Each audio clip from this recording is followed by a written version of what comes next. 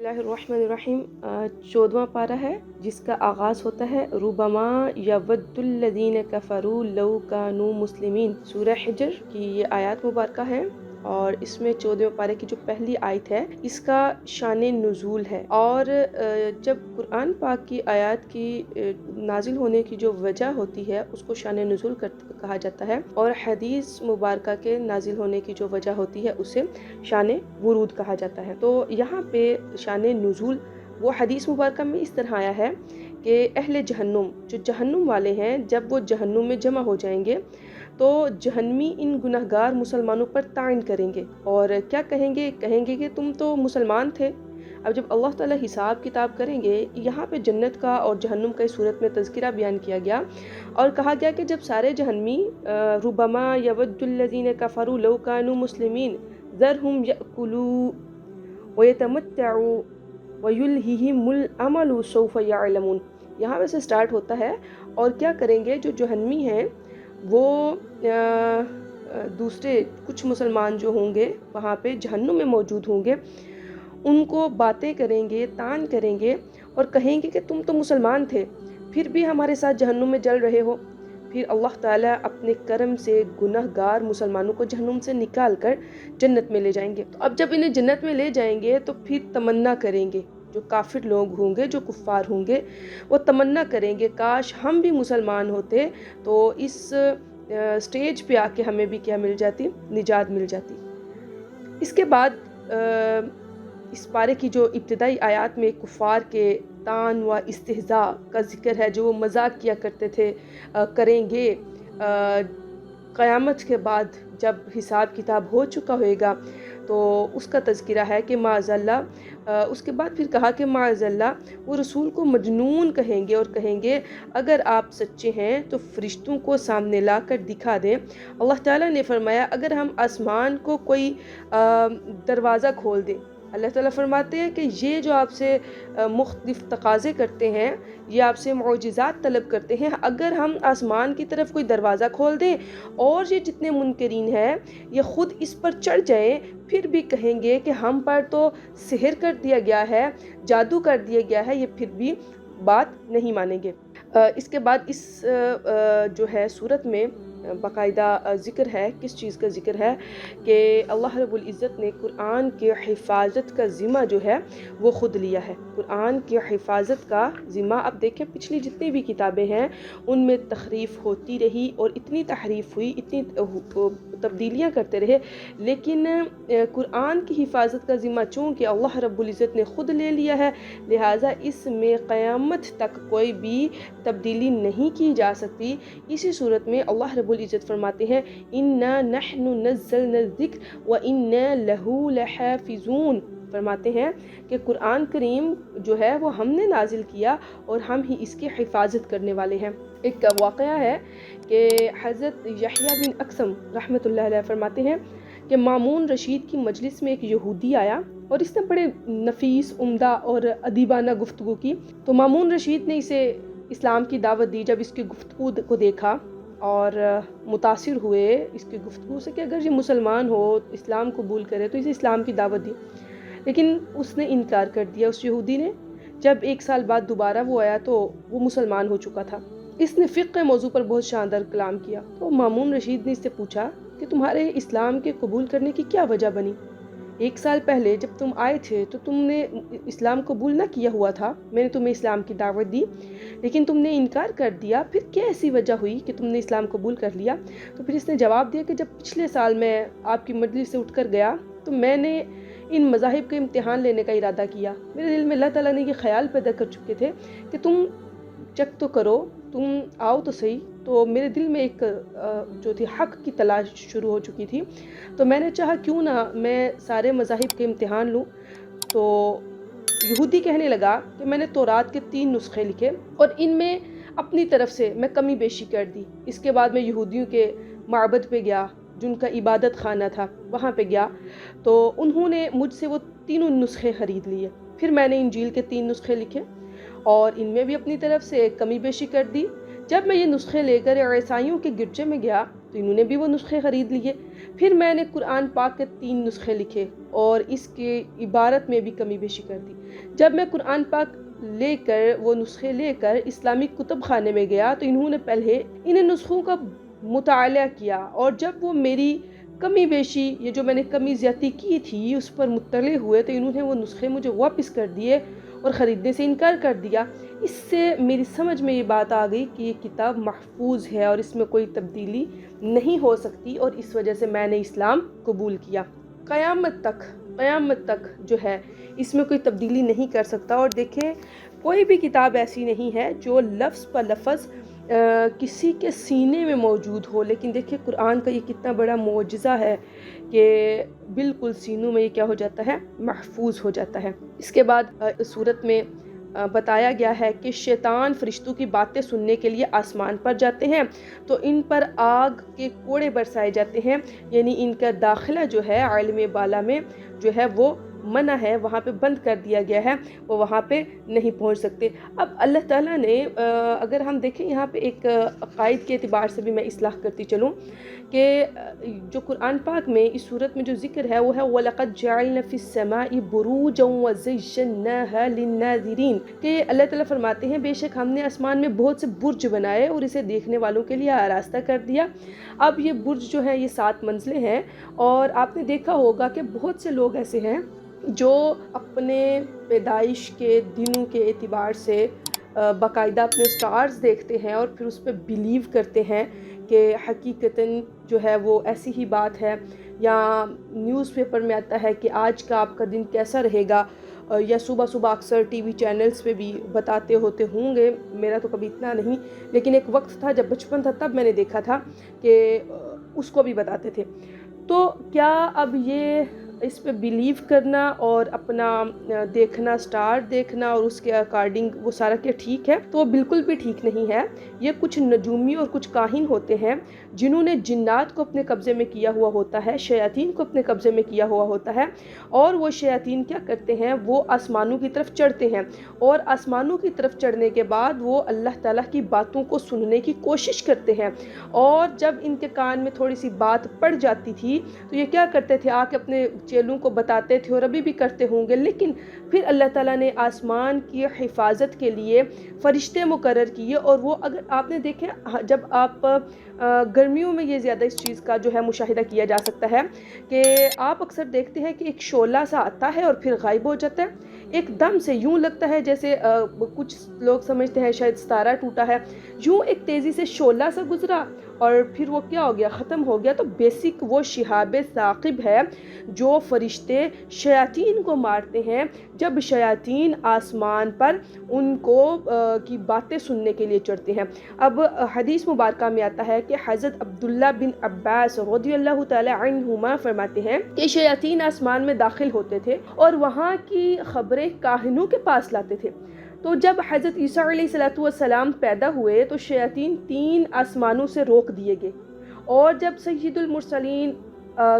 صلی اللہ علیہ وآلہ وسلم خاتم النبیین حضور علیہ السلام کی ولادت ہوئی تو تمام آسمانوں سے منع کر دیے گئے۔ اب اس کے بعد ان میں سے جب کوئی باتیں چوری کرنے کے ارادے سے اوپر چڑھتا تو اسے شہاب کے ذریعے مارا جاتا تھا۔ تو شیطانوں نے یہ صورتحال ابلیس کے سامنے بیان کی تو اس نے کہا ضرور کوئی نئی بات ہونے والی ہے۔ پھر ابلیس نے شیطانوں کو معلومات کے لیے بھیجا، تو ایک جگہ انہوں نے دیکھا کہ حضور علیہ السلام قرآن کریم کی تلاوت فرما رہے ہیں۔ یہ دیکھ کر وہ بول اٹھے کہ خدا کی قسم یہی وہ نئی بات ہے۔ تو بتانا یہ مقصود تھا، اکثر ہوتا ہے کہ آپ کو تھوڑی سی بات بتاتے ہیں جس کے اندر حقیقت بھی سم ٹائم ہوتی ہے۔ یہ جو نجومی ہے، یہ جو ہاتھ دیکھنا، یہ کاہن کے پاس جانا، یہ کالا جادو کرنے والوں کے پاس جانا، یہ چیزیں بالکل اسلام میں اس کی کوئی گنجائش نہیں ہے، نہ ہاتھ دکھانے کی گنجائش ہے۔ اگر آپ کو پتہ ہے کوئی ایسی بندی ہے، کوئی ایسا بندہ ہے جو کالا جادو کے ذریعے سے لوگوں کو اپنی طرف مائل کرتے ہیں یا خبریں دیتے ہیں، آپ ان کے پاس خبر پوچھنے کے لیے بھی جاتے ہیں تو پھر آپ اس گناہ میں شامل ہو جاتے ہیں، اللہ کی ناراضگی آپ اپنے مول لے لیتے ہیں۔ ایک انسان ٹوٹلی غلط ہے، اور استغفر اللہ وہ جنات کے ذریعے سے آپ کو خبریں دیتا ہے یا معلومات دیتا ہے، اور آپ قرآن و حدیث چیز کو چھوڑ کے جب ان کے پاس جاتے ہیں تو پھر یہ اللہ رب العزت کی ناراضگی کا سبب بنتا ہے۔ اور ایک اور حدیث مبارکہ میں آتا ہے کہ حضرت ابو ہریرہ رضی اللہ تعالیٰ عنہ سے روایت ہے کہ حضور علیہ الصلوۃ والسلام نے ارشاد فرمایا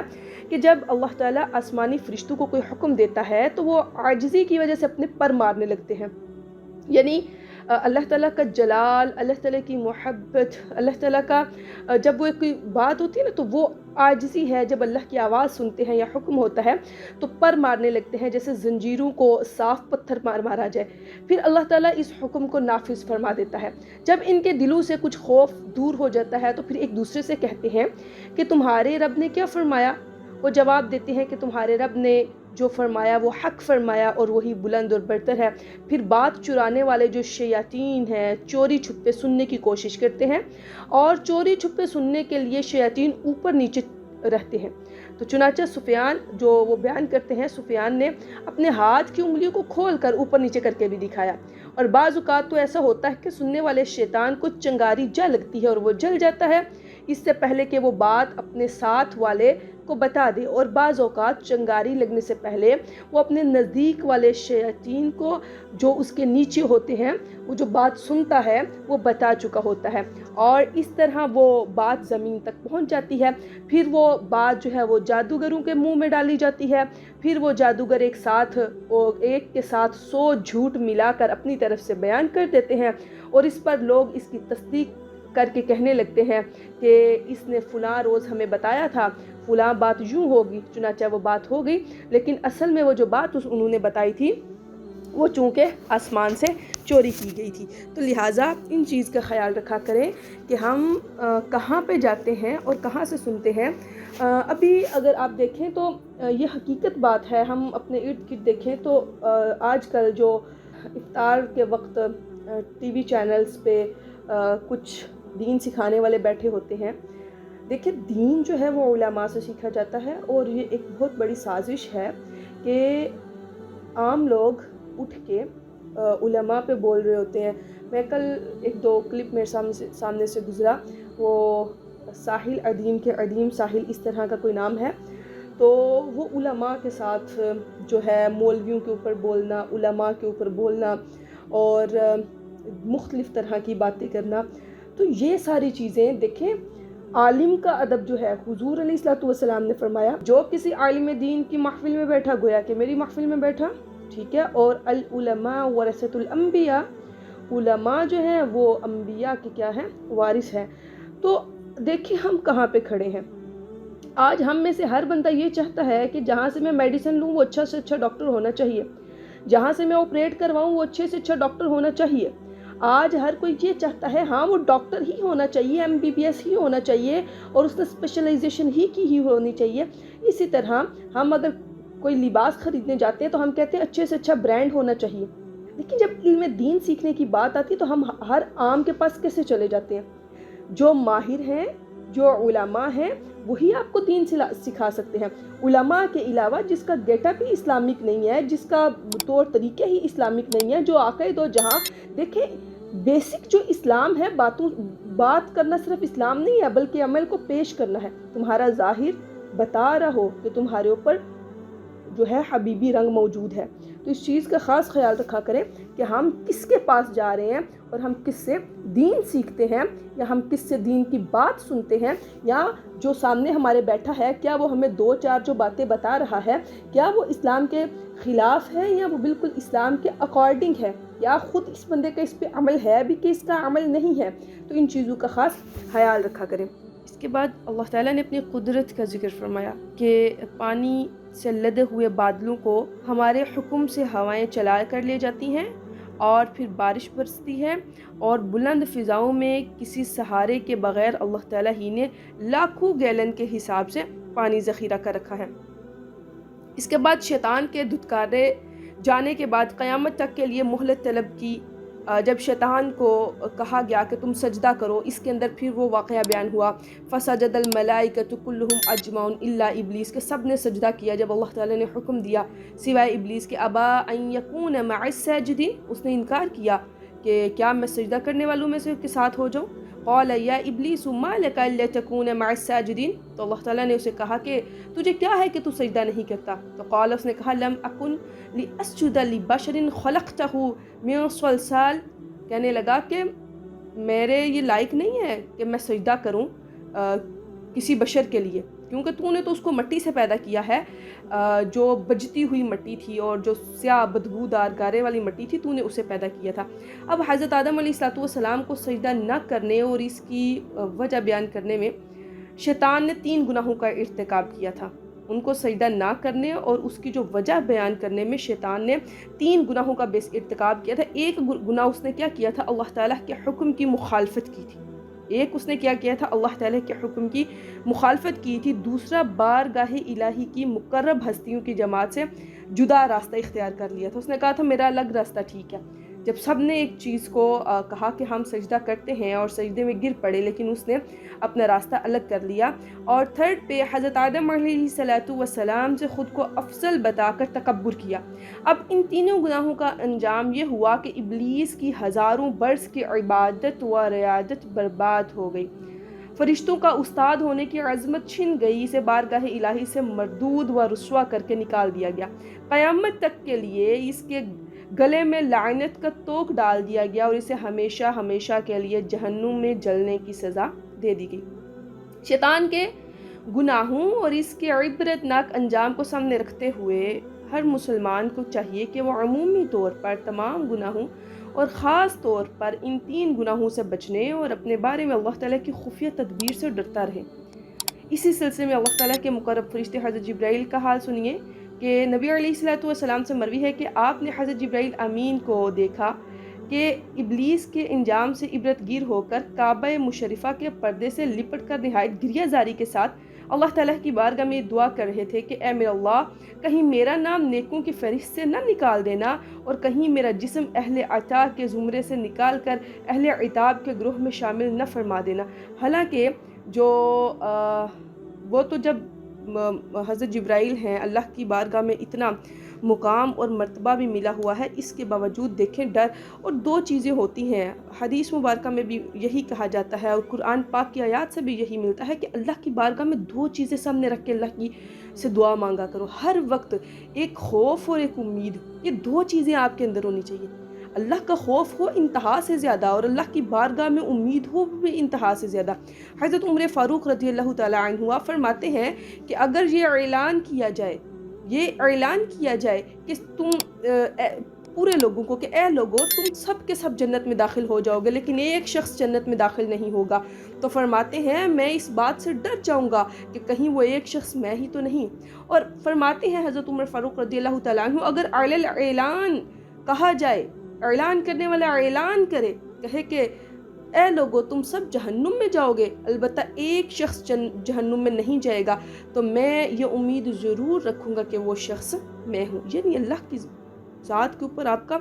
بڑا بلیو ہو اور امید اور خوف کے درمیان ہی اللہ تعالیٰ کی بارگاہ میں دعا مانگنی بھی چاہیے اور اللہ تعالیٰ سے ڈرتے رہنا چاہیے۔ جب انسان بے خوف اور نڈر ہو جاتا ہے نا، جیسے ابلیس ہو گیا تھا اور اپنے گناہوں پہ اکڑ جاتا ہے، تو پھر وہ مردود کر دیا جاتا ہے، اللہ کی رحمت سے دور کر دیا جاتا ہے۔ تو اس صورت میں اگرچہ ہم اس کا ذکر پہلے بھی پڑھ چکے، چلی تھوڑا سا اس پہ بھی ہو گیا، تو اس کے بعد جب اللہ تعالیٰ نے اس کو دھتکار دیا تو پھر اس نے کیا کہا کہ قیامت تک کے لیے مجھے مہلت دے دے، اور کیا اس نے مہلت مانگی اور اسے پھر مہلت مل بھی گئی۔ تو اس نے عزم کا اظہار کیا کہ اللہ میں تیرے چنے ہوئے بندوں کے علاوہ سب کو گمراہ کروں گا۔ اللہ تعالیٰ نے فرمایا کہ میرے منتخب بندوں پر تیرا کوئی بھی داؤ نہیں چلے گا، تم جن کو بھٹکانا چاہتے ہو وہ وہی بھٹکیں گے جو تیری راہ پہ چلنے والے ہوں گے۔ اور میں نے پچھلے دن جب ہم گفتگو کر رہے تھے تو اس دوران یہ بات بھی کی تھی کہ جب اللہ رب العزت نے ارواح کو تخلیق فرمایا نا، تو ارواح کو تخلیق فرمانے کے بعد جب کچھ عرصہ اپنے پاس رکھا، محبت دی، تو پھر اللہ تعالیٰ نے اپنے بائیں دستے قدرت سے جب ان کو دنیا کا نظارہ کروایا تو کئی روحیں ایسی تھی جو دنیا کی طرف بھاگی۔ تو تب شیطان نے نعرہ لگایا حسد کا، بغض کا، کینے کا، نفاق کا، تکبر کا۔ اور آپ دیکھیں بہت سے موسٹلی لوگ ایسے ہیں جو آپ کو دینی تعلیمات سے دور نظر آتے ہیں، ان کے اندر حسد بھی ہے، یہ ساری روحانی بیماریاں ہیں، تکبر بھی ہے، بغض بھی ہے، اور ایک دوسرے سے اپنے آپ کو جو ہے وہ بڑا جاننا، یا اپنے آپ کو بہت کچھ، ایک لفظ اسٹیٹس نے آج ہم سے بڑا کچھ چھین لیا۔ ہم کہتے ہیں کہ ہمارے اسٹیٹس کے اکارڈنگ یہ چیز ہونی چاہیے، حالانکہ کیا اسٹیٹس ہے انسان کا؟ انسان سوچے تو صحیح کہ میرا اسٹیٹس ہے کیا؟ کیا انسان کا اسٹیٹس ہے؟ انسان کا اپنے سانس پہ اختیار نہیں، انسان اپنی مرضی سے چل نہیں سکتا، انسان اپنی مرضی سے سانس نہیں لے سکتا۔ اپنی شریانوں میں دیکھیں خون ہے جسے ہم ناپاک سمجھتے ہیں، کپڑوں پہ لگ جائے ہم کراہت محسوس کرتے ہیں، ہمارے مثانے میں بول و براز ہے، ہمارے معدے میں چیک کریں وہ خوراک جو ہم کھا رہے ہیں وہ کس گندگی سے باہر نکل رہی ہے، ہمارا اسٹیٹس ہے کیا؟ اگر انسان سوچے تو پھر انسان کو سمجھ آتی ہے اللہ اکبر کس قدر شیطان نے ہمیں دھوکے میں ڈال رکھا ہے، اور یہ حقیقت ہے۔ یہ شیطانی وار ہوتے ہیں جو شیطان ہم پہ کرتا ہے، کبھی کوئی امید دلا دی، کبھی کوئی امید دلا دی، کبھی وسوسے ڈالے، کبھی خیالات ڈالے، کبھی کہا اس کو تو نیچ کر دے، کبھی کہا تو اس کو تہس نہس کر دے۔ انسان اکڑ اکڑ کے زمین پہ چلتا ہے، اور زمین کہتی کہ تو آج میرے پہ اکڑ اکڑ کے چل رہا ہے، لیکن آنا تو نے میرے اندر ہی ہے۔ لیکن دیکھیں اللہ تعالیٰ کتنا کریم ہے، اللہ رب العزت فرماتے ہیں کہ جتنے مرضی گناہ کر لو، جتنے مرضی گناہ کر لو، میری بارگاہ میں آ کے توبہ کرنا، میں تیرے سارے گناہوں کو معاف کر دوں گا۔ اب اللہ تعالیٰ کی رحمت کی وسعت دیکھ کر جو گناہگار لوگ ہیں، جب اللہ کی وسعت کو دیکھیں تو یقین کریں تو انسان کہتا ہے کہ اچھا تو اتنا کریم ہے، وہ کہتا ہے زمین بھی گناہوں سے بھر جائے، آسمان بھی گناہوں سے بھر جائے، زمین اپنی باوجود اپنی کشادگی کے تیرے پہ تنگ ہو جائے اور کوئی تجھے قبول نہ کرے، تیرے گناہ اتنے بڑھ گئے ہیں، ایک دفعہ میری بارگاہ میں آ کے مجھے پکارنا، میں تیرے گناہوں کو معاف فرما دوں گا۔ اور اللہ تو ہے ہی بڑا رحیم۔ اس کی حضور علیہ الصلوۃ والسلام نے ارشاد فرمایا کہ جس روز اللہ تعالیٰ نے رحمت کو پیدا فرمایا نا تو اس کے 100 حصے کیے، 99 حصے اپنے پاس رکھ لیے اور ایک حصہ مخلوق کو بھیج دیا۔ اگر کافر بھی جان لے کہ اللہ تعالیٰ کے پاس کتنی رحمت ہے تو وہ بھی جنت سے مایوس نہ ہو، اگر مومن یہ جان لے کہ اس کے پاس کتنا عذاب ہے تو جہنم سے وہ بھی بے خوف نہ ہو۔ لیکن بات یہ ہے کہ ہم اتنے اپنی راہوں سے بھٹک چکے ہیں کہ ہم اپنی اصلاح چاہتے ہی نہیں ہیں۔ ہمیں کوئی بیدار کرنے والا آج برے لگنے شروع ہو گئے، علماء ہمیں بیدار کرتے ہیں تو ہم ان کے اوپر اعتراضات اٹھاتے ہیں۔ لوگ کہا جاتا ہے کہ نہیں علماء غلط ہیں، کہا جاتا ہے کہ حفظاء غلط ہیں، یہ شدت پسند ہیں، مختلف چیزوں سے جو ہے موسوم کیا جاتا ہے۔ جیسے کہ میں نے عرض کی تھی کہ ہر دور کا کوئی نہ کوئی فتنہ ہوتا ہے، اور اس دور کا فتنہ سیکولرزم ہے۔ سیکولرزم کیا کہتے ہیں؟ قرآن و حدیث کو اپنی مرضی کے مطابق لے کے آنا، اپنی مرضی کے اکارڈنگ قرآن و حدیث کو بیان کرنا، جو آیت اپنی من پسند ہوئی آپ کی سوچ میں پوری اتر یا اس کو لے لیا جائے، باقی کو چھوڑ دیا جائے۔ لیکن یہ قرآن کے ساتھ ناانصافی ہے۔ ایسا کس نے کیا تھا؟ ایسا عیسائی یہودی کیا کرتے تھے، قرآن میں تحریف کرتے تھے، اپنی من پسند آیت کو لے لیا، لیکن قرآن میں چونکہ تحریف نہیں ہو سکتی، اللہ تعالیٰ نے اس کی حفاظت کا ذمہ خود لیا، اس لیے اس میں تبدیلی کرنے والے ذلیل بھی ہوتے ہیں، خوار بھی ہوتے ہیں۔ لیکن اللہ تعالیٰ ہمیں عمل کرنے کی توفیق عطا فرمائے، اور ہمیں دین کی تبلیغ کرنی ہے،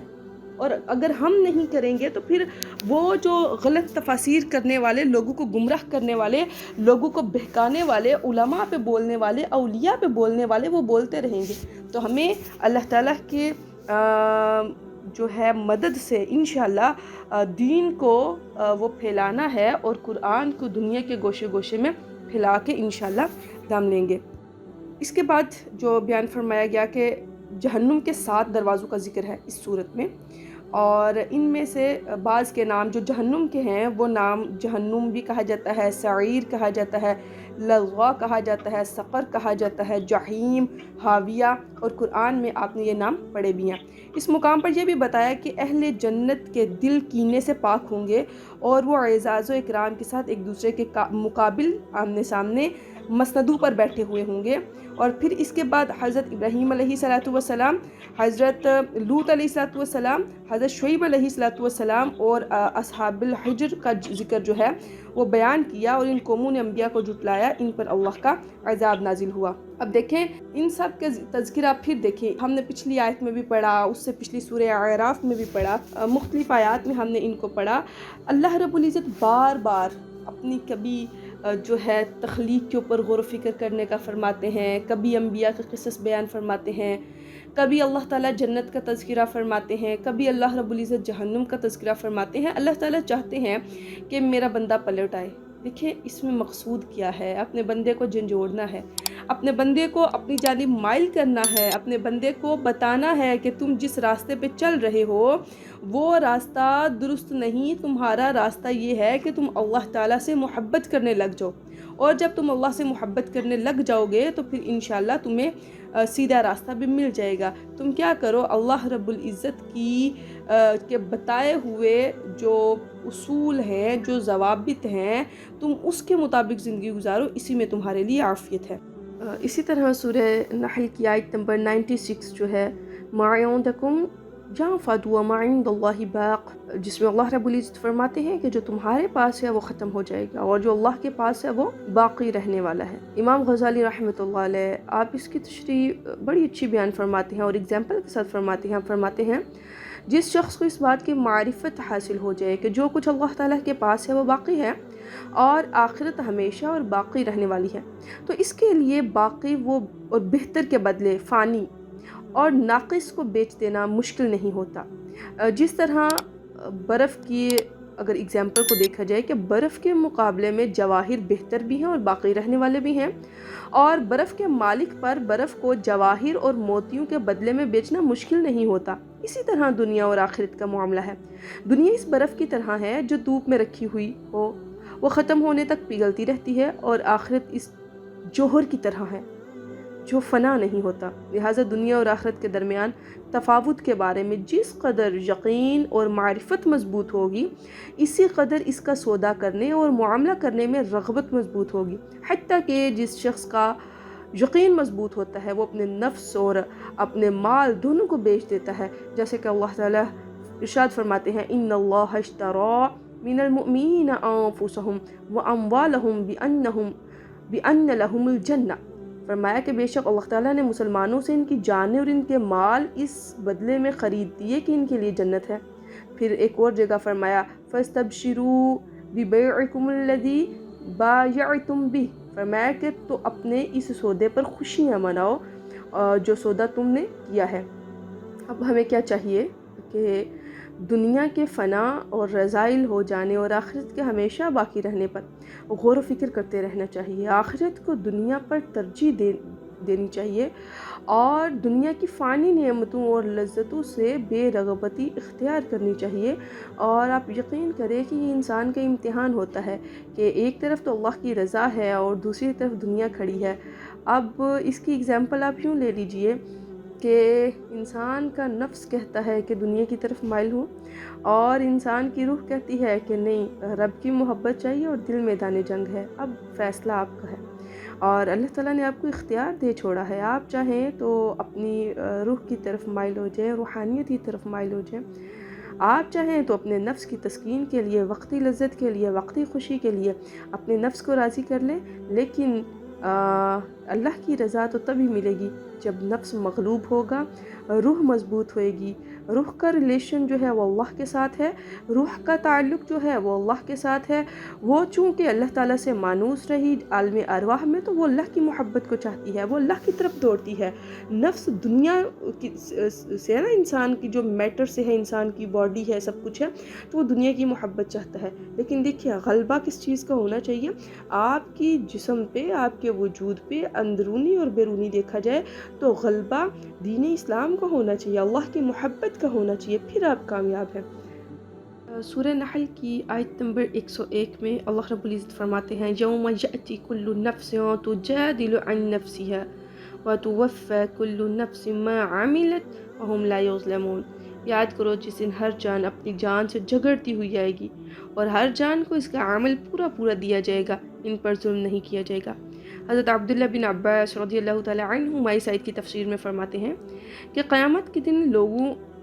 میں جھگڑا یہاں تک پہنچ جائے گا، یہاں تک بڑھ جائے گا کہ روح اور جسم بھی آپس میں جھگڑیں گے۔ روح کہے گی یا رب، جسم میں داخل ہونے سے پہلے نہ میرے ہاتھ تھے، میں ان سے کسی کو پکڑتی، نہ میرے پاؤں تھے ان کے ذریعے چلتی، نہ میری آنکھ تھی میں اس سے دیکھتی، گویا کہ میں قصوروار نہیں بلکہ جسم قصوروار ہے۔ اور روح تو مزکہ ہوتی ہے جب انسان کے اندر داخل کی جاتی ہے۔ اب جسم کیا کہے گا؟ جسم کہے گا یا رب، تو نے مجھے لکڑی کی طرح پیدا کیا، نہ میرا ہاتھ پکڑ سکتا تھا، نہ پاؤں چل سکتا تھا، نہ آنکھ دیکھ سکتی تھی۔ جب یہ روح نوری شعاع کی طرح آئی تو اس سے میری زبان بولنے لگی، میری آنکھ بینا ہو گئی اور پاؤں چلنے لگے، جو کچھ کیا اس نے کیا۔ تو اللہ رب العزت ایک مثال بیان فرمائے گا کہ ایک اندھا اور ایک لنگڑا دونوں ایک باغ میں گئے۔ اندھے کو تو پھل نظر نہیں آتے تھے اور لنگڑے کا ہاتھ ان تک نہیں پہنچتا تھا، تو اندھے نے لنگڑے کو اپنے اوپر سوار کر لیا۔ اس طرح انہوں نے پھل توڑے تو سزا کے وہ دونوں مستحق ہوئے۔ تو اب جب روح تو مزکہ تھی، لیکن جب جسم نے روح کو بھی کیا کر دیا؟ وہ ناپاک کر دیا اپنی گناہوں کی نحوست سے۔ میٹر ہے نا، تو جب جسم جو ہے وہ میٹر سے بنا اور وہ میٹیریل کو چاہتا ہے، اور روح جو ہے وہ نورانیت ہے تو وہ نور کو چاہتی ہے، تو یہ انسان کے وجود میں جنگ لگی رہتی ہے۔ آپ اس چیز کو محسوس کرتے ہیں، دنیا کی ساری آسائشیں آپ کے پاس موجود ہے لیکن دل بے قرار ہے۔ کیوں؟ انسان کی روح انسان کے وجود میں پھڑ پھڑاتی ہے، وہ کہتی ہے کہ مجھے آزاد کر، میں تیری اس گناہوں کی نحوست سے تھک چکی، میں تیری گناہوں کی نحوست سے تنگ آ گئی۔ تو یہ اس طرح اس کو یہاں پہ اگزامپل کو بیان کیا گیا کہ جس دن ہر جان اپنی طرف سے جگڑتی ہوئی نظر آئے گی، یعنی روح اور جسم کی اس دن بھی جنگ چلی ہوئی ہوگی، جیسے آج انسان کے وجود میں روح اور جسم کی جنگ لگی ہوئی ہوتی ہے۔